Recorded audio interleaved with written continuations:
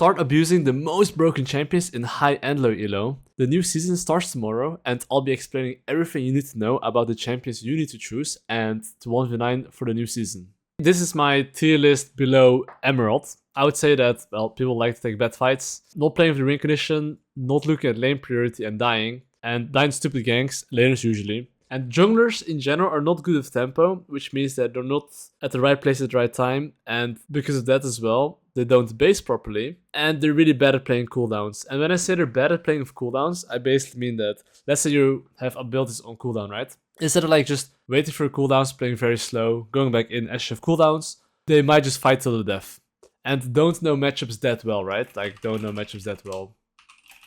So that's why I've made this low elo tier list for the first time, and I almost never do this, but my tier list in high elo and low elo are very different. It's like almost reversed. But I would say that Amumu, Wukong, and Nocturne are like S tier, because especially Amumu and Wukong are just really OP in fights.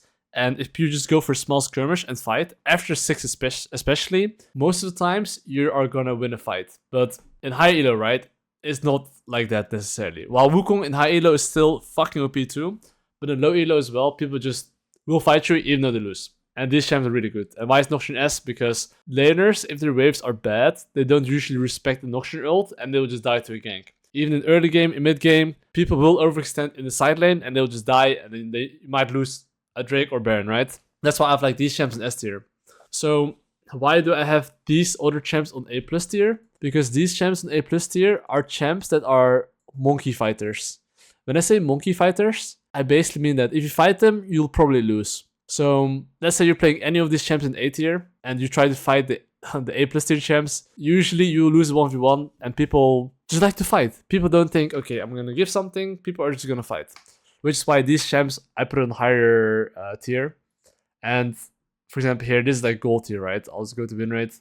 But you can see that a lot of monkey champions that are good at team fighting / 1v1ing have like a high win rate. Because people usually won't kite you as well as people in high elo. So these are like A+ tier. And like I said, in low elo, usually people are, taking bad fights, don't know their matchup that well, and that's why these champs are stronger than usual. But then I would say that the A tier ones, so some of the A tier ones can go to like A+, I would say, depending on the situations a bit. But these are the champs that aren't necessarily like that insane at 1v1s. They're not as brain dead. So with these champs, you have to play a bit more skilled. You can't just like fight people and they'll just die. You have to actually play a bit more skilled. That's why I would say that these champs are A tier. And especially Viego. And why are these champs A tier? Especially Viego. Because in lower elo, usually, it's not just about your role. It's about other roles as well, right? I just want you to look here at what's being the most played. In gold elo, it's like Lux, Trash, Lulu, fourth one's Nautilus with insanely dog shit win rate. Then after that, it's Morgana, Nami. If you go to, let's say Master Plus, okay? And you go to games. In general, you'll see a little bit more engaged supports. I mean, for some reason, it still says Lulu and Karma. But I'm pretty sure like you'll see more like Rel and more engaged supports. But in low elo, I can promise you that there will be a lot more range supports in general compared to like melee. So that's why I would say that champs like Viego are even worse in lower elo, because not only do you need to know every single champion, you as well don't have like melee support, which isn't as nice, But the champ is still good, you know what I mean? But in right situations, it's even A+, but it's like just A tier, And yeah, as you can see, like Hecarim, not the best 1v1, and Elise, I put it A tier as well, because this champ, if you want to be good on her, you need to know how to skirmish, and you need to understand a little bit like how to gank. And in low elo, if you, let's say, out of 10 ganks, if you fail more than 3 or 4, I would say that you need to really work on gank execution, especially if you play these champs. It's very punishing if you fail a gank, because you're not like scaling insanely well. So you usually have like an 80% rule. If you gank out of 10 times, you should at least succeed 8 times. If not, you should figure out what's going wrong till you can get to the next level, right? Yeah, I'll go to B tier right now. So why are these champs B tier? So you can see Lilia, Belvet, Karthus, Brand. These champions require a bit more positioning and good spacing, which means that if your abilities are on cooldowns, you actually need to play well. And why is Evelyn Rengar as well like so low? It's because these champs, if you make like a mistake and you're playing a carry champ, yeah, you're not going to be that useful. So because of these champs that are like high tempo, farm-based junglers, if you make a mistake in team fights, if people group, almost all of these champs are really bad. I would say cards is not really bad. Brand's not really bad if you group. But the problem is that with cards and brand, you need to have good positioning and you need to at least know how to like have a good position. Otherwise, you just get one shot and you just die, right? And of course, some of these B champs as well are just not as good as champions in lower elos at least. So I would usually stay away from these champs. And even Kindred, right? These champs are hard because if someone appears on your screen, you can't fight them. And that can suck sometimes. Because you need to as well look at lane priority, right? So in lower elo, you can see here that not looking at lane priorities and dying. And it's very punishing if you play most of these champs on B tier. Especially if you play an assassin / AP mage. They're not as good. And you can see on S, A, and A+, you almost don't see any mages that require much skill. Because these champs are pretty brain dead. All of these are pretty brain dead. B is like a bit more skill, and if you don't play that well, it's just not as good. That's why I put it on B tier, because for that reason. And C tier is just like, these champs you need to like really know how to play really well. Know your limits. And usually in low elo, if you don't know your matchups, it means you don't know your limits. It's very hard to make champs like these work, right? Ambessa, I would have put the best actually. It's a new champ, not easiest champ.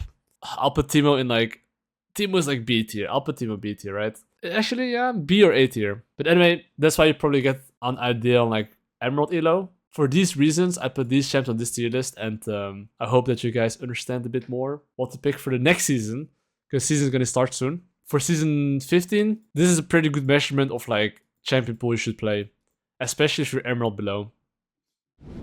This is going to be my high elo tier list. Well, you can look at the differences, right, between low elo, how people play, and how high elo people play. And why for season 15, I think these champs are going to be the best. In the new season, there's actually not that many changes necessarily. I think that they're going to be changing some things, like the things they're going to change, like these things, right? Basically the waves, which means that, you know, you can dive after a full clear, because the cannon wave is going to be in the fourth one. And the towers are going to deal a bit more damage, and the damage that stays is going to stay for 5 seconds instead of 3 seconds. So that means like early game junglers are going to be a bit more OP for diving and stuff, but you know, first blood, teleport change, but there's not like that many big changes, right?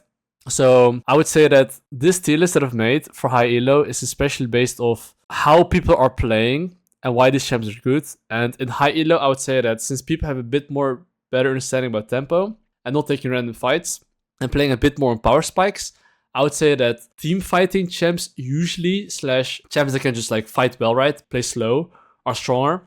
So champs like Wukong, Viego, Skarner, and Karthus, I mean, these champs, in my opinion, are just balanced. And the main reason why I think Wukong is balanced, because Wukong against every single AD champion, it just beats them up. Literally everything. Graves, Viego, it just beats everything, right? But the downside of Wukong is that farming is a bit slower. But usually in high elo, people will fight at the right timings and just full clear if needed and play for objectives. And why Viego is strong? Viego is like, you get more melee supports in high elo. Usually your drops will be a bit better. So if you know how to play Viego and you get a reset, you can literally 1v9. Which is why Viego is like nice, because you know you play well, you get rewarded, and people will usually int. So that's why Viego is up here and not in low elo. Why is Skarner OP? Bro, this champion can ride games. Please delete this champion already. But hopefully they're gonna delete this. But why is this champ OP? This item is full build after 2 Giants belt. All he has to do is just full clear, 5 short objective, you're 10x enemy. And why do I think Karthus is very strong? I think this champ is very strong only if your mid laner is picking AD champions. Like if your mid lane is picking champs like Yone, Zed, whatever, this champ is S tier. Otherwise, it's not S tier. I'll put it probably like A or A+. But in the right draft, I would say that this champ is very fucking balanced. That's why I put it very high in the right draft. So ideally with Karthus, you want to have like a melee support plus AD mid, S tier champ for sure. Otherwise, A or A+. So why did I put these champs on A+? Because I think that especially these 3 are a big 3, also known as like the big fucking OP tanks in the jungle. As long as you have like a decent draft around these champions, same as Karthus, right? Which means that you have like an AD mid laner ideally. You can even have double AP on mid, that's fine. As long as you have like an 80 damage on top lane and 80 damage on AD, I think this champ becomes very, very strong. Especially if enemy team cannot buy mercs. Then in team fights, this champ is super OP. Usually in higher elo, people as well know how to path safely. So it's a bit harder to abuse. And this champ is just strong in team fight, right? Same for Mundo. I think in the right situations, if you play against champs like Syndra, Jhin, this champ automatically even becomes S tier. because the enemy team just doesn't have enough damage to kill you, right? But it's always draft dependent. Why is Zac OP? I mean, I think this champ is just giga OP. If you play against champs that are immobile and that can't stop you, but even if they can stop you, this champ just creates so much space in fights, so it's pretty good. Why is Graves, Elizara strong? These champs are strong because they're just strong carry champs, you know? If you farm well and you play skirmishes, you just deal a lot of damage, especially if Graves in the least. And the scaling isn't too bad either. Why is Zyra A+? I would put Zyra... Okay, the higher you go, the higher Zyra is, right? I'm just saying Zyra is an insane counter to Wukong. So if you're playing against Wukong, if you know how to play Zyra, I would highly recommend to play Zyra against Wukong and Viego. I would say that this champ is more OP in high elo because people just know how to play slower. So people just don't fight till death. So in Zyra, you can actually play slow, poke them a bit, but the higher elo you go, the better, the lower, the worse it gets. Even in Diamond elo, I probably wouldn't recommend Zyra yet, but in Master Plus, I would definitely recommend. So why are the other champs A? Because I think these champs are just weaker than all of the champs above on A+ and S, for the reasons I mentioned previously. While I do think that some A champs can become A+ or S easily, it's just draft dependent. If Nocturne is playing against 2 immobile carries, A+. It's like free game for him. So every single champ in A is just situational, but I would say that on most of these champions, you need to have good champion mastery. As long as you're very good in these champs, if the right draft is being given, I would say that most of these champs can easily go to A+, and some even S tier, but it's situational, right? For example, Talia can be S tier if you play against champs like Wukong, Samira AD carry, and a Nautilus. Easily S tier. This is going to be case by case, but I would say that these champs are all very solid, depending on draft, honestly. The reason why these are B tier is just mid champions. I would say that these champs don't do that much in skirmishes, and they don't provide much value to the team in general. They're just kind of like existing breeding, right? It's just kind of like meh, I would say. So that's why this on B tier and C tier speaks for itself. I would say that this is kind of my tier list for Diamond Plus, and I explained a bit my thought process. And in the end though, the most important thing is actually understanding how drafting works. If you understand how drafting works, then you can make A or even B tier, easily A tier.